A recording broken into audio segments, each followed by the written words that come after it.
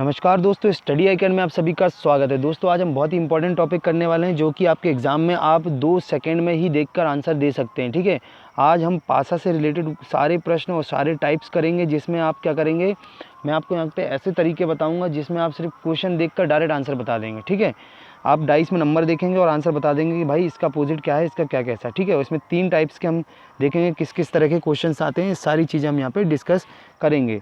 तो चलिए हम स्टार्ट करते हैं हमारी आज की वीडियो।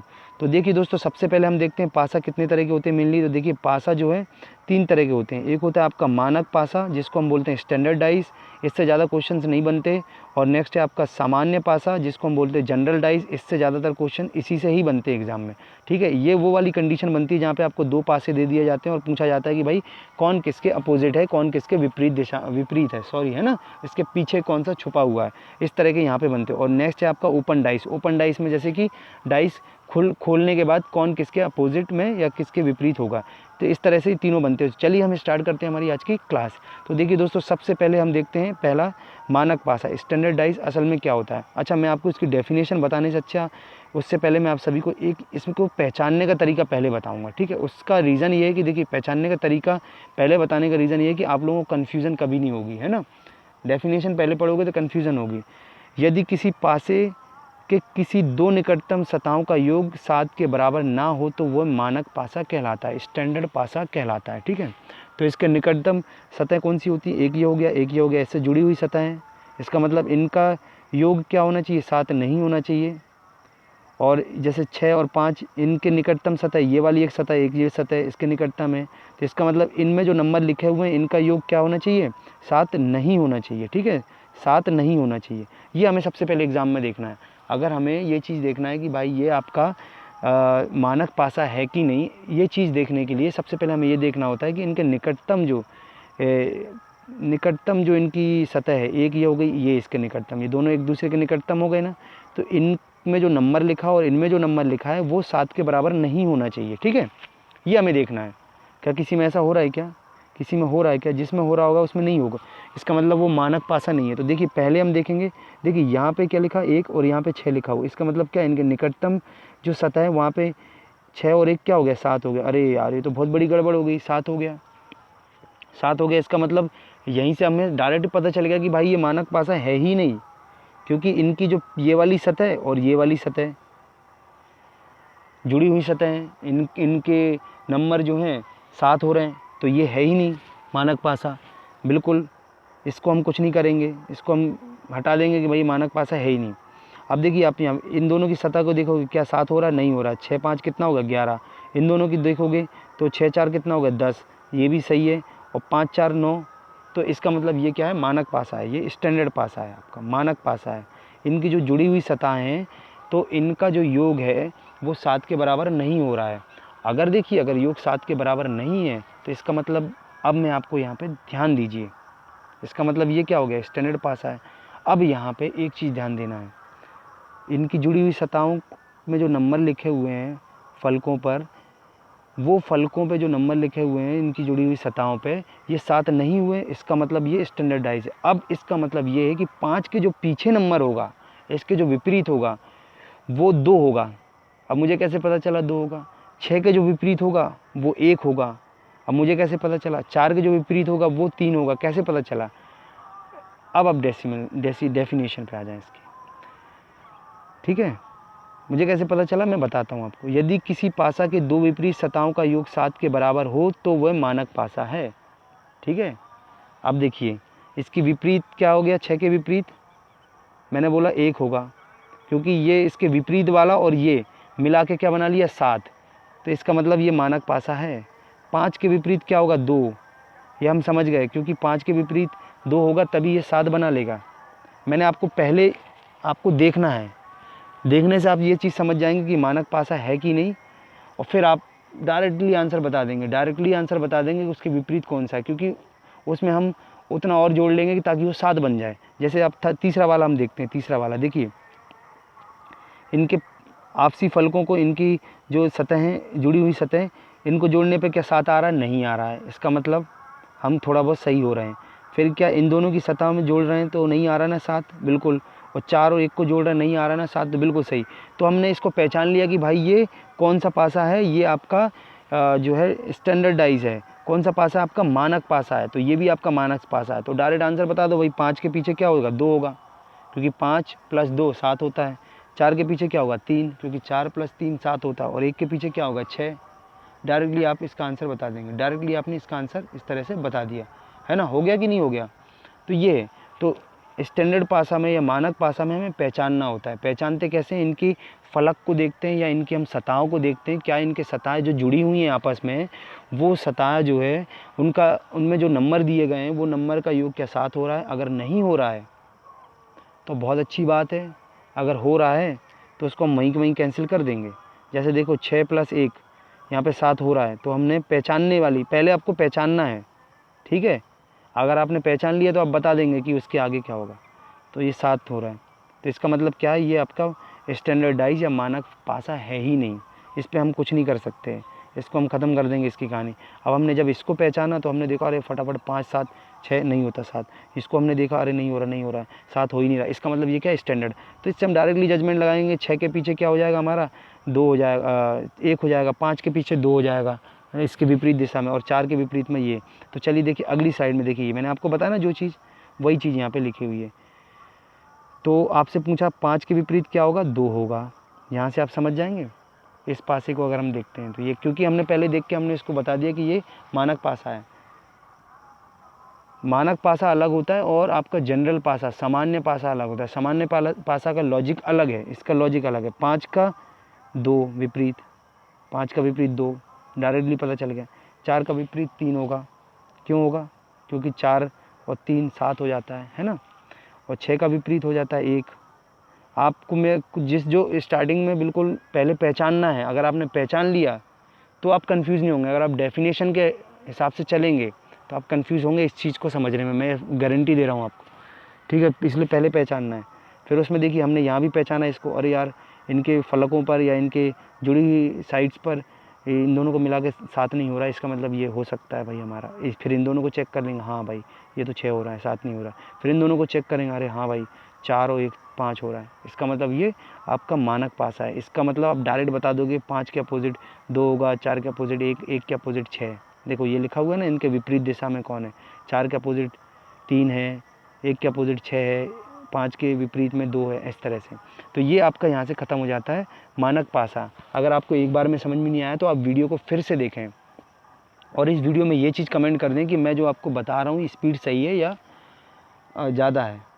चलिए नेक्स्ट की तरफ चलते हैं हम, सामान्य पासा, जनरल पासा। अब इसको भी आप देखकर सीधे सीधे बता देंगे, इसमें हमें पहचानना नहीं है। इसको हम क्या कहते हैं, सामान्य पासा के जब क्वेश्चन आते हैं आपको 2 पासे दे दिए जाते हैं या 3 पासे दे दिए जाते हैं या 4 पासे दे दिए जाते हैं, और आपसे पूछा जाता है कि कौन किसके विपरीत है। आपसे पूछ लेंगे 6 के विपरीत कौन है, देख कर बताइए, तो वहाँ पर 2 पासे दिए होते हैं, ठीक है।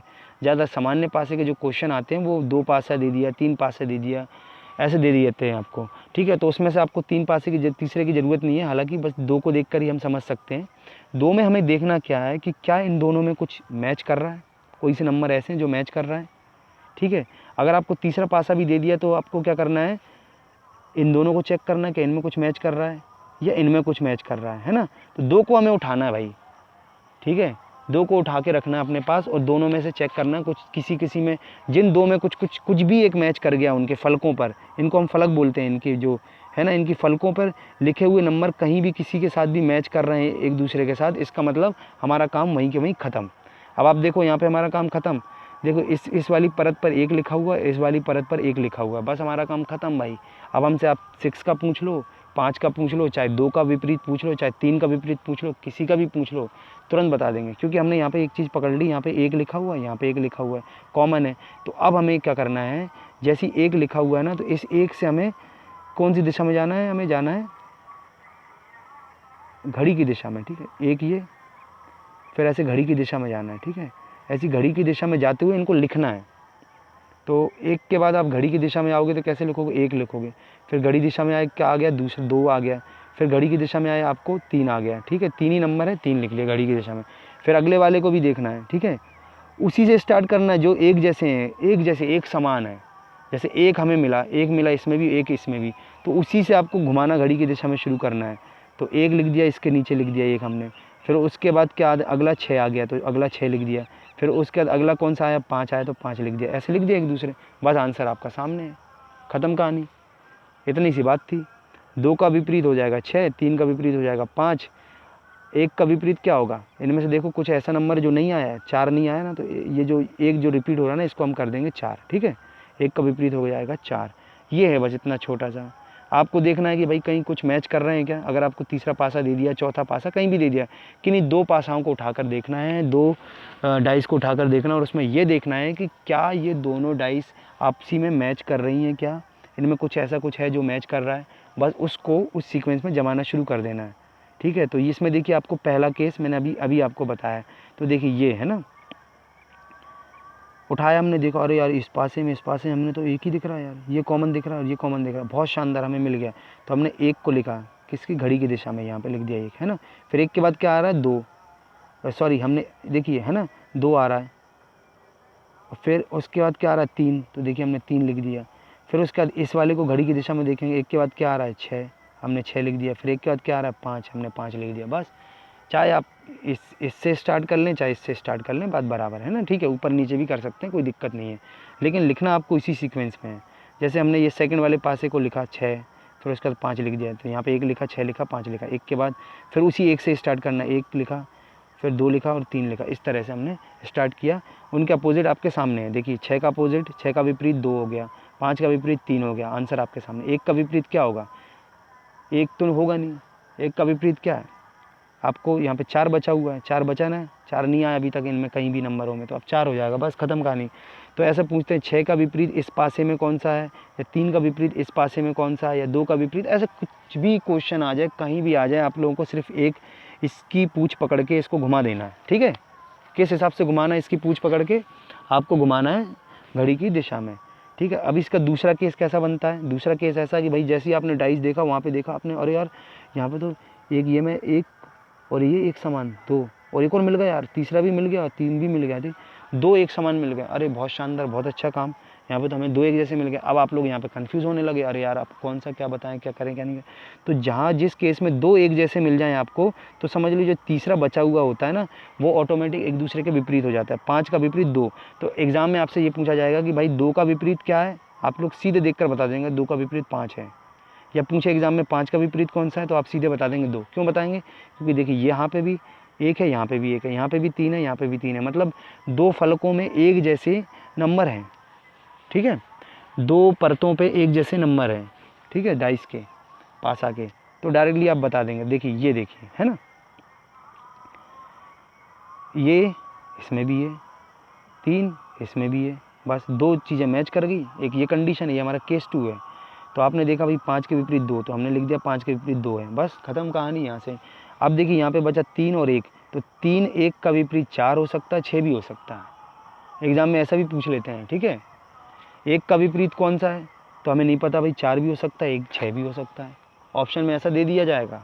पूछा जाएगा 3 का विपरीत कौन सा है, तो 4 भी हो सकता है, 6 भी हो सकता है, क्योंकि इस डाइस को देखने से आपको ये चीज़ नहीं पता चल पाएगी, तो इसलिए इसके आंसर ऐसे होंगे। और लेकिन 5 और 2 के आंसर इस तरह से होंगे, ठीक है। चलिए नेक्स्ट देखते हैं हम। ये आपने देखा जनरल डाइस और स्टैंडर्ड डाइस दोनों हमारी यहाँ पे ख़त्म हो गई। अब तीसरी तरह, अगर भाई डाइस को खोल दिया जाए, फिर ये ओपन डाइस इसको हम कहते हैं, खुली हुई डाइस। अब इसमें क्या है, ये भी बहुत सिंपल सी चीज़ है यार, इसमें भी कोई बड़ी बात नहीं है। इस तरह से डाइस आ जाए तो ऊपर से स्टार्ट करो, किसी भी कोने से आप इसकी कान पकड़ लें, ऊपर से इसने अपने कान पकड़ा, एक गैप छोड़ा, देखो 1 2 3 4 ऐसे है ना। तो यहाँ पे देखिए नंबर भी लिखे हुए हैं इनके, ये 4 नंबर उस पर लिखा हुआ है, इस पर 1 नंबर लिखा हुआ है, इस पर 3 नंबर लिखा हुआ है, इस पर 6 नंबर लिखा हुआ है, और इस पर 5 नंबर लिखा हुआ है। जो भी नंबर लिखे होंगे आपको नंबर के हिसाब से देखना है, ठीक है। इसमें हम क्या करते हैं, पहले वाले को उठाया और ले गए हम एक गैप छोड़ के इस वाले पे, एक बीच में छोड़ना है, ये वाला छोड़ना है, ठीक है, एक छोड़ के दूसरा।